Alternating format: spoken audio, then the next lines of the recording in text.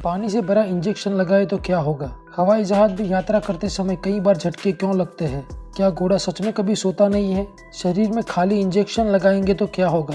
हवाई जहाज अपने रास्ते कैसे ढूंढते हैं? ऐसे मजेदार फैक्ट जानने के लिए वीडियो में बने रहे और लाइक एंड सब्सक्राइब कर ले चैनल को। पहले हम बात करेंगे एरोप्लेन अपना रास्ता कैसे चुनता है, उसको कैसे पता चलता है कि मेरे को इसी दिशा में जाना है।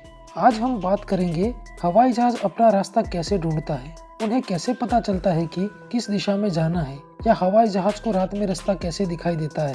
आसमान में उड़ते एरोप्लेन को देख कई लोगों के मन में सवाल आता है, आखिर हवाई जहाज को रास्ते का पता कैसे चलता है। कुछ लोगों को लगता है कि हवाई जहाज तो उड़ता है तो वो कहीं से भी जा सकता है, तो आपको बता दे ऐसा कुछ भी नहीं है। हवाई जहाजों का भी अपना एक रास्ता होता है और वो फिक्स होता है जिसके द्वारा हवाई जहाज उड़ान भरते हैं। इसके अलावा आपको बता दें कि इन रास्तों को पायलट को बताने के लिए रेडियो और रडार का उपयोग में लिया जाता है। इसके अलावा एयर ट्रैफिक कंट्रोल भी होता है जो पायलट को बताता रहता है कि कितनी ऊंचाई पर उन्हें हवाई जहाज उड़ाना है। हवाई जहाज का एक रास्ता होता है जो हमेशा इन एयर ट्रैफिक कंट्रोल के रेंज में रहता है, लेकिन शुरुआत में ऐसा नहीं था। पुराने समय में एरोप्लेन उड़ाने के लिए या रास्ता पता करने के लिए पायलट जमीन, पहाड़, मकान और रेलवे लाइन को देखकर अपना रास्ता बनाते थे, लेकिन बाद में अमेरिका ने तीरों का इस्तेमाल शुरू किया। जमीन पर बड़े बड़े तीर बना दिए जाते थे और वो तीर इतने बड़े होते थे कि वो आसमान से भी आराम से दिख सकते थे, लेकिन इनके साथ एक समस्या ये थी कि तीर रात में नहीं दिखाई दे रहे थे। लेकिन फिर इन तीरों के पास अमेरिका ने लाइट भी लगवा दी। इसके बाद से रेडियो और रडार का इस्तेमाल होने लगा और एयर ट्रैफिक कंट्रोलर भी होते थे जो पायलट को ये जानकारी देते थे कि एरोप्लेन को कितनी ऊंचाई पे उड़ाना है। आपको बता दें कि हवाई जहाज का एक अपना तय रास्ता होता है जिनसे ये जाते हैं और हमेशा ये एयर ट्रैफिक कंट्रोलर की रेंज में रहता है। इनके अलावा आपको बता दें कि इनका रास्ता बनाते समय कुछ बातों का खास ध्यान रखा जाता है। हवाई जहाज के रास्तों का अपना एक वैज्ञानिक आधार होता है। रास्तों में जमीन की बनावट कैसी है उस बात पे भी ध्यान रखा जाता है। रास्ता अगर खतरनाक पहाड़ से होकर जाता है या मौसम खराब होता है तो इनसे बचा जाता है। जैसे कि आपने सुना ही होगा कि हवाई जहाज बरबुडा ट्रायंगल से होकर नहीं जाते हैं। इसके अलावा उस जगह या क्षेत्र को नॉन फ्लाइंग जोन में रखा जाता है, मतलब इन जगह से होकर हवाई जहाज नहीं जा सकते, जैसे कि पीएम आवास और राष्ट्रपति भवन। बता दें कि ऐसा सुरक्षा को ध्यान में रखते हुए किया जाता है। साथ में ही आपको बता दें कि ऐसा कोई भी देश अपनी वायुसेना में भी प्रतिबंध लगा सकता है। नंबर 2, हवाई जहाज में यात्रा करते समय कई बार झटके क्यों लगते हैं? आपने कई बार फिल्मों में देखा होगा कि हवाई जहाज में सफर करते समय झटके लगते हैं। ऐसे में कई लोगों के मन में सवाल उठता है कि हवाई जहाज हवा में उड़ता है तो फिर हवाई जहाज में झटके क्यों लगते हैं? आखिर हवाई जहाज में झटके लगने का कारण क्या है? तो चलिए जानते हैं। हमारी जो गाड़ियाँ होती है जब वो रोड पे चलती है तो उसमें झटके लगते हैं, क्योंकि रोड में गड्ढे होते हैं और उतार चढ़ाव भी होते हैं। इस वजह से गाड़ियों में झटके लगते हैं। लेकिन जो हवाई जहाज होते हैं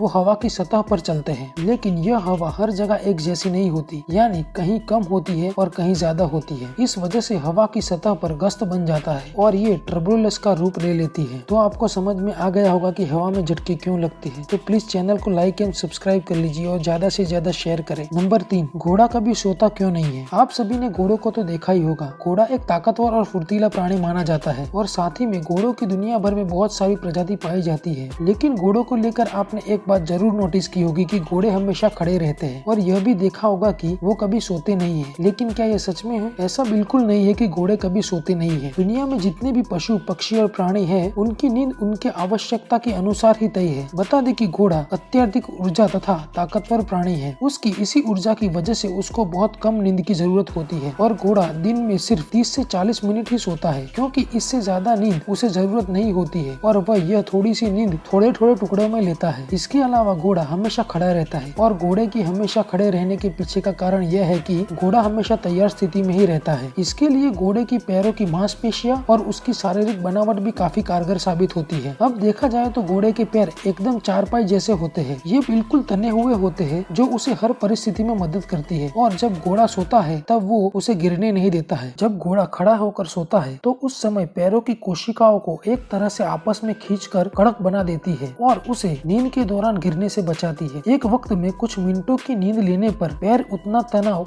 आराम से सहन कर सकता है। इसके अलावा घोड़ा एक सजग प्राणी माना जाता है और घोड़ा घोड़ा कभी बैठ जाता है तो उसको खड़ा होने में बहुत दिक्कत होती है, तो इसी कारण वो अपनी देर तक खड़े रहने की क्षमता का उपयोग करता है। घोड़ा कब बैठता है? अब ऐसा भी नहीं है कि घोड़ा कभी न बैठता हो, लेकिन जब घोड़ा बैठता है तो वह बीमार या कमजोर होता है, तभी वो कुछ समय के लिए बैठता है। इसलिए माना जाता है कि घोड़ा जब तक खड़ा है तब तक उसका स्वास्थ्य बहुत अच्छा है। उसके अलावा जब घोड़ा बैठा रहेगा तो उसके फेफड़े सही से ऑक्सीजन नहीं ले पाएंगे और जो उसके लिए घातक साबित हो सकता है, और यही कारण है कि घोड़ा खड़ा रहता है। नंबर 4, खाली इंजेक्शन हमारे शरीर में लगाएंगे तो क्या होगा? आप सभी ने देखा होगा कि जब डॉक्टर आपको इंजेक्शन लगाते हैं तो इंजेक्शन लगाने से पहले वह इंजेक्शन में मौजूद थोड़ी सी दवा बाहर निकाल देते हैं। क्या आप जानते हैं कि वह ऐसा क्यों करते हैं? दरअसल वह इंजेक्शन में मौजूद हवा को बाहर निकालते हैं। लेकिन अब सवाल यह उठता है कि वह ऐसा क्यों करते हैं? मतलब डॉक्टर इंजेक्शन में मौजूद हवा को बाहर क्यों निकालते हैं?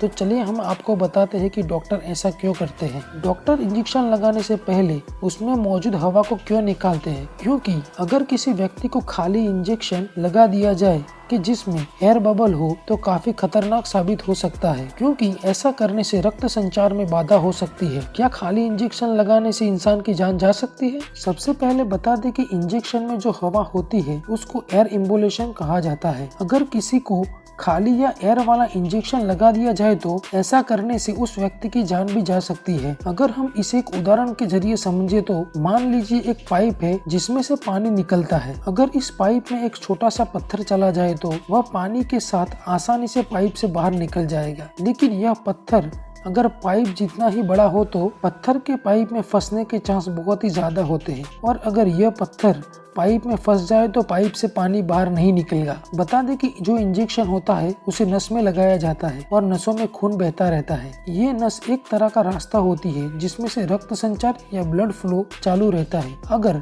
इस रास्ते में एयर बबल आ जाए, ब्लड फ्लो बंद हो जाएगा। अगर इंजेक्शन में बिल्कुल छोटा सा एयर बबल हो तो किसी भी तरह की परेशानी होने की संभावना बहुत कम रहती है, क्योंकि ब्लड फ्लो के लिए एक जगह बनी रहती है। मतलब मामूली सा एयर बबल होने से शरीर पर ब्लड फ्लो का थोड़ा सा ही दिक्कत पड़ता है, लेकिन बड़ा एयर बबल होने से या ज्यादा हवा होने से उसके कारण बहुत सारी परेशानियों का सामना करना पड़ता है। क्योंकि हमारा जो दिमाग है, अगर उसके रास्ते में एक एयर बबल आ जाए तो ब्लड फ्लो ठीक से नहीं हो पाएगा, और अगर हमारे दिमाग तक ब्लड नहीं पहुंचेगा तो उसे ऑक्सीजन भी नहीं मिलेगा। इस तरह अगर यह एयर बबल हमारे दिल तक पहुंच जाता है तो वहां जाकर फट भी सकता है, और ऐसा होने पर किसी भी व्यक्ति की जान भी जा सकती है। इसीलिए कोई भी इंजेक्शन लगाया जाए तो उस इंजेक्शन में से सही से एयर बबल को निकाल लेना बहुत जरूरी है। गलती से भी अगर मामूली सी एयर इंजेक्शन लगाने से चली भी जाती है तो इससे किसी भी तरह की परेशानी होने की संभावना बहुत कम होती है। और खाली इंजेक्शन तो कभी भी किसी को भूल से नहीं लगाना चाहिए,